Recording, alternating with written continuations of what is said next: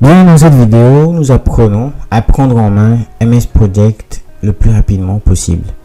Alors, dans notre série d'exercices, nous avons déjà brûlé les 3 premiers numéros, la partie information, calendrier et puis l'affectation du début de projet. Alors, la suite de l'exercice nous demande de saisir les tâches et leur durée dans MS Project. Alors, ce sera donc l'objet de cette vidéo.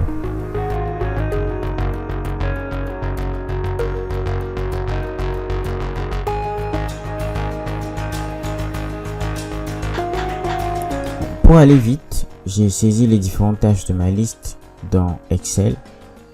Même à partir de Word, ça s'opère. Alors, je viens dans Excel, je sélectionne l'ensemble de mes tâches,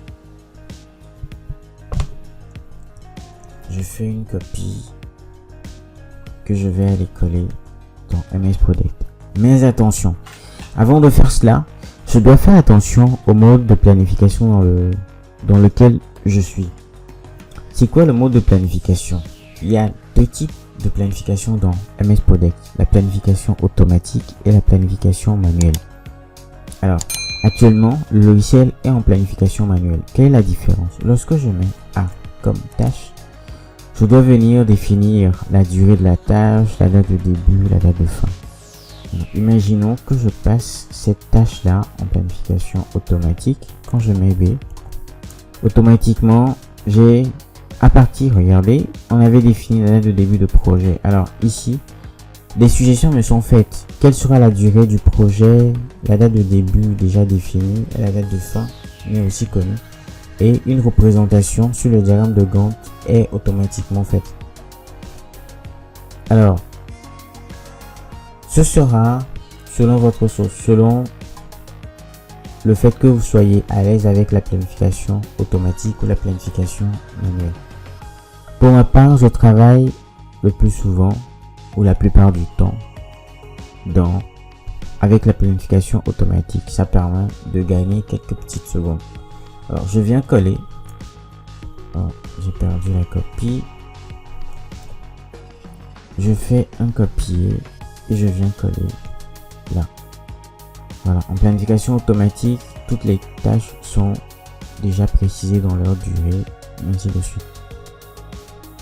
Alors, je retourne dans mon exercice. Je vais vous faire remarquer quelques petits points très intéressants. Vous vous rappelez, dans la partie 2, on avait dit que les personnes travaillaient 22 jours par mois. Alors, ça veut dire que le terrassement à ce niveau durera exactement 22 jours, comme défini dans cette partie-là. Sauf que là, il nous est dit de mettre un mois. Vous voyez un peu? Alors, il y a quelques abréviations dans MS Project. Jour, par exemple, il est écrit JR. Pour trouver cela, je clique sur le menu Fichier, je vais dans Options.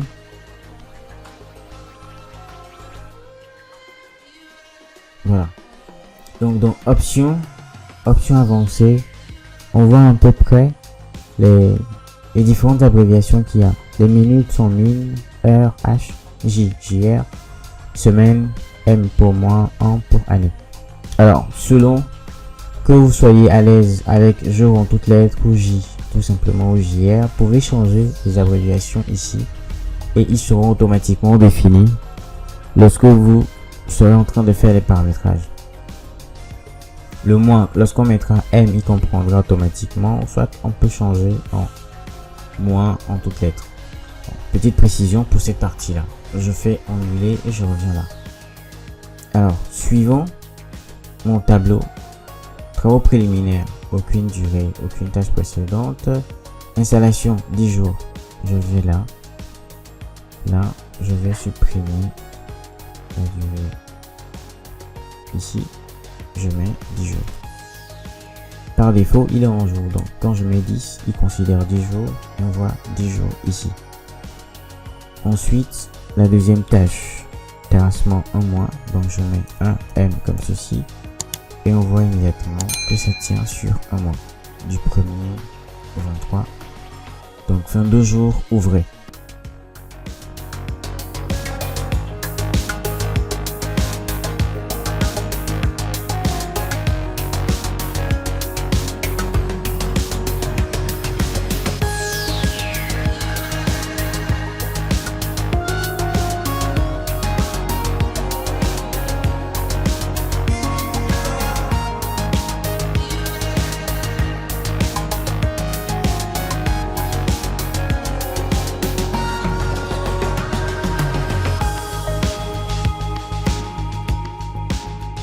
écrit 8 jours. Voilà. Toutes mes tâches et leur durée sont immédiatement mises. Prochaine étape, créer les tâches récapitulatives. Donc, les tâches récapitulatives, ce sont les tâches qui n'ont pas de durée ni de prédécesseur comme défini ici. Pour faire cela, il y a plusieurs manières.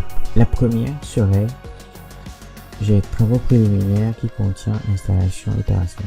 J'appuie sur installation, contrôle, terrassement, je vais dans l'onglet tâches et je viens cliquer sur le bouton ici abaisser comme ceci. Et voilà.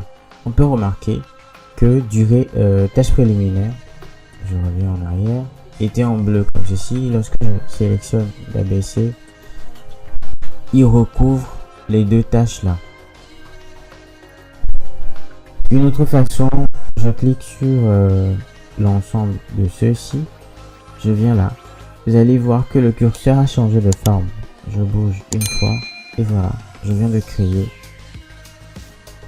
une nouvelle tâche récapitulative pour l'ensemble. Électricité, donc c'est plutôt installation comme ceci. Je bouge, la récapitulative, je fais comme ceci. Je fais la même chose ici.